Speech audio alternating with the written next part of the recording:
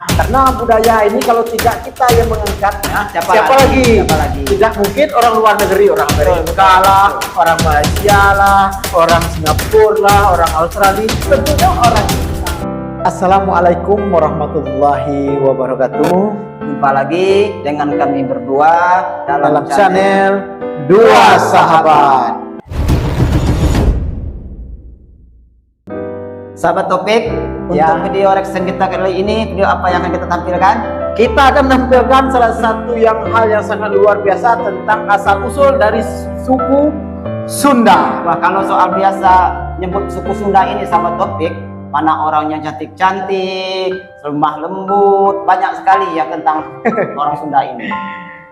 Karena adat Sunda itu adalah salah satu adat yang sangat luar biasa yang ada di Indonesia. Benar sekali, sahabat Topik. Kalau salah Sunda ini banyak orang Sunda yang sudah tersebar di seluruh Indonesia ini. Jadi kalau bahasa Jambinya, kalau bahasa cantik itu apa, sahabat Topik? Eloknya kalau bahasa rando panjang kahaibana. Kahanian. Kalau bana Padang dulu. Raja Bana. Ya. Jadi kalau Jambi Seberang apa tuh? Kalau tidak salah itu Eluknia. Jadi para sahabat semuanya, sahabat channel Dua Sahabat, kami akan mereact tentang budaya. Nah, karena budaya ini kalau tidak kita yang mengangkatnya, siapa lagi? Tidak mungkin orang luar negeri, orang Amerika lah, orang Malaysia lah, orang Singapura lah, orang Australia, tentunya orang kita. Oke, sahabat Topik, karena pemirsa sudah menunggu lama, kita langsung saja melihat videonya berikut ini. Cingedot lah, let's go terus. Let's go. Sekali lagi. Let's go.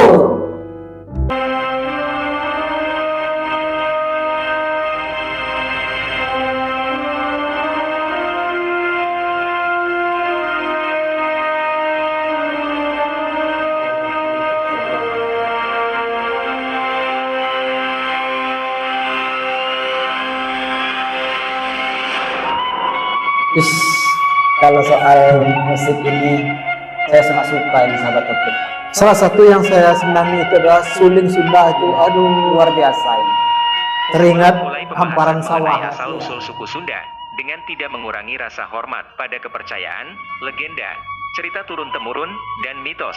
Perkenankanlah kami memohon maaf apabila dalam pembahasan kali ini terdapat hal yang berseberangan dengan keyakinan yang telah dipercayai selama turun-temurun atas asal-usul leluhur suku Sunda. Metode pembahasan kami kali ini adalah murni berdasarkan lini masa sejarah sebaran penduduk awal Nusantara, beserta ciri-ciri kehidupan mereka, serta rangkuman dari beberapa sumber hasil penelitian ilmiah para ilmuwan, sejarawan, dan budayawan, baik itu lokal maupun internasional. Berdasarkan lini masa sebaran awal penduduk Nusantara, Tatar Sunda yang berada di sebelah barat Pulau Jawa, pertama kali dihuni oleh orang-orang Sahul pada saat kawasan ini masih berbentuk paparan Sunda. Kemudian secara berturut, Orang Tatar Sunda didatangi Sahul, lagi oleh orang Melanesia, orang Austroasiatik Melanesia, atau Melayu Purba, orang Dravida, dan orang Austronesia atau orang Melayu kuno. Teori proses sebaran penduduk awal wilayah Sunda ini dikuatkan dengan hasil tes DNA yang telah dilakukan oleh lembaga Eijkman beberapa waktu yang lalu. Satu hal yang cukup mengejutkan dari tes tersebut adalah, ternyata orang Sunda memiliki prosentase DNA Austroasiatik atau Melayu Purba yang cukup besar. Maka secara otomatis, hasil ini mematahkan teori sejarah sebelumnya yang menyatakan bahwa orang Sunda hanyalah keturunan murni Dutro Melayu atau orang Melayu kuno. Begitulah keilmuan sejarah yang bukan keilmuan pasti, yang selalu dapat berubah dan berkembang setiap saat. Sebagai pengingat, kata Melayu di sini merupakan istilah klasifikasi ilmiah berbasis bahasa yang telah lazim digunakan, dan tidak merujuk pada identitas atau gen dari etnis, suku, maupun bangsa tertentu. Faktor percampuran berdasarkan tes DNA ini sejalan dengan kondisi geografis wilayah Jawa Barat, baik ini apa namanya nih, Sunda sahabat? maupun zaman di mana kondisi Pulau Andong, Jawa telah kalau nggak salah. terbentuk seperti Andong. saat ini. Bukan. Jelas terlihat bahwa Pulau Jawa Yang atau lebih wilayah paham dan Jawa lebih Barat tahu khususnya orang merupakan Sunda, salah satu jalur komen ya yang di kolom utama komentar. dan menjadi salah satu titik destinasi utama dari sebaran Maklum kita ini penduduk ya, Nusantara. orang Jadi, Hal ini jadi mengakibatkan tidak Jawa paham. Barat menjadi tempat titik lebur pertemuan Tapi kita dari senang dengan berbagai budaya macam Sunda. ras atau bangsa yang datang silih berganti secara berkelanjutan. Karena itu tidaklah mengherankan jika para sejarawan mengatakan bahwa kebudayaan atau peradaban di Pulau Jawa berawal dari wilayah barat atau dari kawasan Sunda, lalu secara perlahan bergeser ke arah timur. Teori ini dapat dibuktikan salah satunya dengan keberadaan situs peradaban prasejarah Gunung Padang yang ditenggarai berusia lebih tua dari piramid Giza di Mesir, serta temuan artefak dari jejak pemukiman masyarakat Buni di daerah Bekasi yang diperkirakan berusia lebih dari 2.500 tahun. Bahkan dalam perjalanan sejarah Pulau Jawa, di wilayah Jawa Baratlah pertama kali berdirinya sistem pemerintahan yang bukan berbasis suku atau puak, dengan keberadaan negeri Salakanagara, yang turut membidani lahirnya dua kerajaan kuno Nusantara, yaitu Kerajaan Martapura di Kalimantan, dan Tarumanegara di Jawa Barat. Secara ilmiah, sampai dengan saat ini belum dapat dipastikan dari mana nama Sunda berasal. Begitu banyak teori yang telah mengemuka, seperti nama kepercayaan, nama gunung purba, nama negeri kuno, nama peradaban atau budaya, dan lain sebagainya. Di mana masing-masing teori ini memiliki latar belakangnya sendiri-sendiri. Namun secara ilmiah, sangatlah sulit untuk dapat memastikan teori mana yang paling benar. Di sisi lain secara fakta, istilah atau kategorisasi kesukuan pertama kali digunakan oleh kolonial Belanda, sebagai bagian dari strategi pecah belah mereka. Belanda memecah Pulau Jawa menjadi dua bagian utama, yaitu di sebelah barat Pulau Jawa disebut suku Sunda, dan di bagian barat disebut sebagai suku Jawa. Hal ini sejalan dengan catatan seorang pelaut Portugis bernama Tomé Pires yang mendatangi Pulau Jawa pada sekitar tahun 1513. Menurut Tomé Pires, penduduk yang mendiami kawasan sebelah barat Sungai Cimanuk hingga kawasan Banten disebut sebagai orang Sunda, dan yang tinggal di sebelah timur Sungai Cimanuk disebut sebagai orang Jawa. Tapi dalam kenyataannya saat ini, Ada suku keberadaan Sunda, orang Sunda ada serta suku keturunan Jawa. orang Sunda telah menyebar ke berbagai daerah dan bercampur baur dengan suku-suku serta etnis lainnya. Selain itu, secara spesifik, orang Sunda sendiri justru lebih cenderung merujuk pada tempat asal mereka sebagai Tapi mayoritas orang seperti Muslim. orang Cirebon, Ya. orang Bandung, orang Tasik, orang Cianjur, dan lain sebagainya. Mungkin ini disebabkan oleh faktor ciri khas gaya hidup, dialek, dan tradisi yang berbeda-beda, meski semuanya berakar pada kebudayaan yang sama. Oleh karena itu, dalam pembahasan kali ini, kami lebih condong menggunakan kata rumpun suku Sunda, atau orang Sunda, sebagai penyebutan identitas dari salah satu suku terbesar di Indonesia ini. Lalu pertanyaannya adalah, secara ilmiah, dari manakah asal-usul leluhur orang Sunda Nah, ini? ini yang bikin penasaran ini. Seleluhur ini. Jika Ini kita makin merujuk pada lini masa sejarah dan hasil tes DNA orang Sunda, maka dapat dikatakan leluhur Ini buah apa tadi itu? didominasi oleh Sahabat. orang Melayu Purba dan orang Melayu Buah kuno, sukun ya, serta ya, buah sedikit sukun. pengaruh dari Australomelanelosid, Dravida, dan ras lainnya. Itulah mengapa secara umum tampilan orang Sunda lebih mengarah pada ciri dari orang Melayu Purba dan orang Melayu kuno, yaitu antara lain, berkulit putih atau kuning, berambut Ya, hitam lurus, betul. berhidung Betul. kecil atau sedang. putih, Di sisi kuning, lain, daerah-daerah manis-manis timur orang berdiri Sunda. kerajaan-kerajaan kuno berbasis India, seperti Salakanagara dan Tarumanegara, serta daerah pesisir pantai, orang Sunda akan cenderung berkulit coklat atau Kalau tidak salah itu serta salah. berambut hitam. Kalau Dikarenakan salah mohon probabilitas dimaafkan ya. percampuran antar ras Nah, di itu daerah-daerah sebutannya pesisir Mojang tersebut Bandung. jauh lebih Ya. tinggi Iya, sahabat. dibandingkan dengan daerah pedalaman atau di daerah pegunungan. Terkenal yang kota Secara kembang. garis besar, Kota kembang. ciri-ciri kehidupan Bandung, dari lautan, penduduk awal Nusantara api. yang mendominasi daerah Jawa Barat ini dapat diringkas berdasarkan lini masa sejarah sebaran sebagai berikut. Pada awalnya daerah sepanjang Pulau Jawa, termasuk Jawa Barat dihuni oleh orang Sahul dan disusul oleh orang Melanesia, yang melahirkan keturunan orang Australomelanesoid.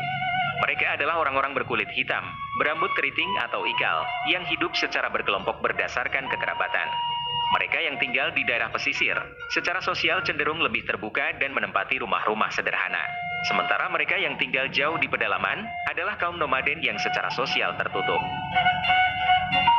Penduduk awal selanjutnya adalah orang Melayu Purba yang datang minimal 3000 tahun sebelum Masehi.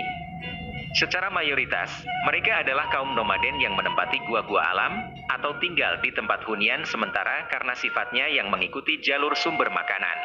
Mereka tinggal dalam kelompok kecil berisikan anggota inti keluarga, dan menerapkan sistem kekerabatan parental yang tidak membedakan hak dan kewajiban anggotanya berdasarkan 3000 gender, tahun lalu, baik itu dalam sebelum aktivitas Masehi. keseharian maupun dalam Sahabat, urusan sosial lainnya. seperti sebelum Namun Masehi. otoritas tertinggi berada di tangan kepala keluarga. Kalau Dalam sekarang hal kan ini tahun sang Masehi. ayah atau laki-laki yang dituakan Berarti dalam kelompok 3000 mereka. sebelum Sistem Masehi. ini juga mengenal dan menjalin kekerabatan, baik itu dengan keluarga dari pihak ayah maupun dari pihak ibu, tanpa perbedaan.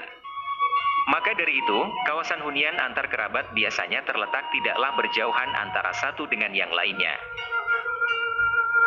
Sebaran berikutnya adalah kaum Dravida yang datang sekitar 1500 Berarti banyak tahun kaum ya? sebelum Masehi. Kalau Seperti ini yang kaum terjadi di Dravida. beberapa tempat lain di Nusantara, orang Dravida inilah yang membawa kepercayaan masyarakat lembah Indus mengenai dewa dan dewi pra-Hindu. Secara sosial, orang Dravida sangat terbuka dan dapat menerima orang lain untuk tinggal bersama dalam sebuah kawasan hunian secara bersama-sama. Hal ini sejalan dengan gaya kehidupan mereka yang sebelumnya telah berkembang di Harappa dan Mohenjo-daro, sebelum diserang oleh bangsa Arya. Keberadaan orang Dravida sebagai salah satu penduduk awal Nusantara ini pula lah yang kelak akan memuluskan kedatangan serta asimilasi bangsa India, yang berakhir dengan berdirinya kerajaan-kerajaan awal berbasis India di beberapa kawasan Nusantara, termasuk di Jawa Barat. Selanjutnya adalah orang Melayu kuno yang diperkirakan datang minimal 500 tahun sebelum Masehi. Orang Melayu kuno tinggal secara berkelompok berdasarkan satu Austronesia, kekerabatan, ini Melayu baik itu kuno. dari pihak ayah maupun ibu, dalam sebuah 500 tahun sebelum tidak jauh Masehi. dari sumber air, atau di pinggiran sungai, atau di atas rawa. Itulah mengapa rumah mereka biasanya berbentuk panggung dan berukuran besar. Secara sosial, mayoritas Melayu kuno adalah orang terbuka yang mampu beradaptasi secara cepat, serta mampu bersosialisasi dengan orang-orang di luar kekerabatan mereka. Oleh karena itu, bahasa dan kebudayaan Melayu kuno dapat dengan cepat menyebar serta diadopsi oleh para penduduk awal Nusantara lainnya, baik itu melalui interaksi langsung, maupun melalui perkawinan silang di antara mereka.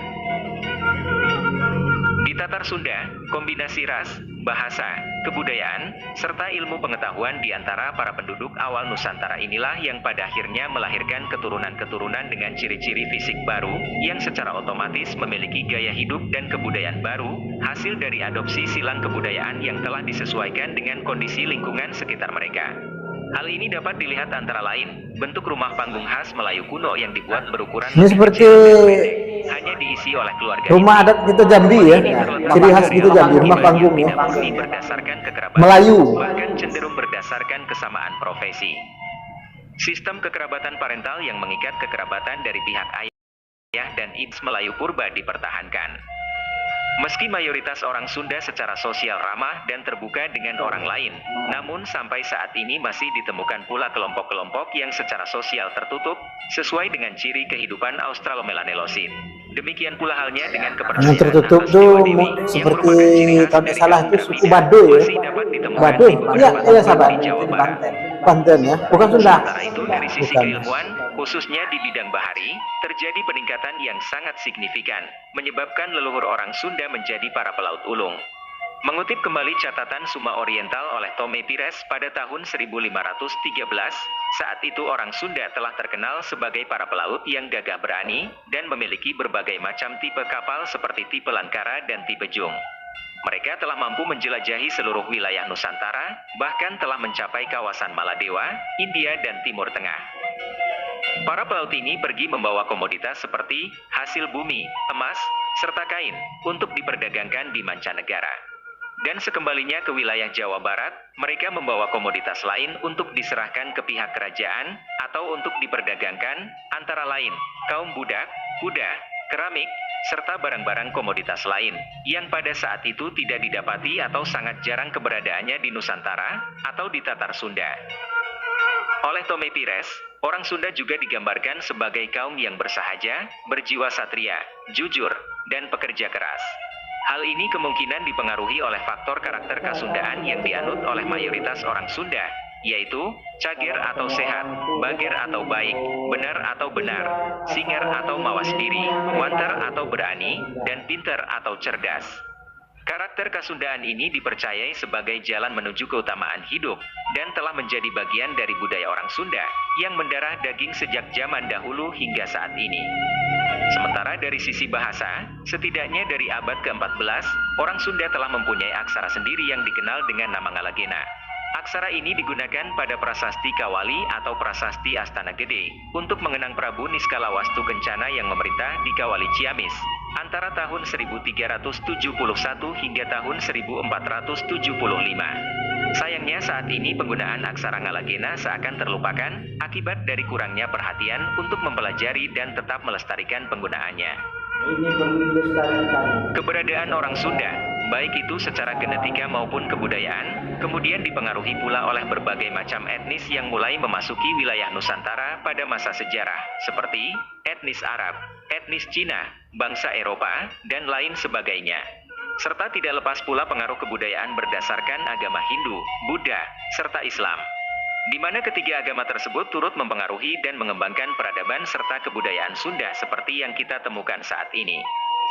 Namun demikian, tidak sedikit pula yang masih menganut dan mempraktekkan agama Sunda Wiwitan, yang merupakan agama kepercayaan asli masyarakat Sunda, yang tetap lestari hingga saat ini.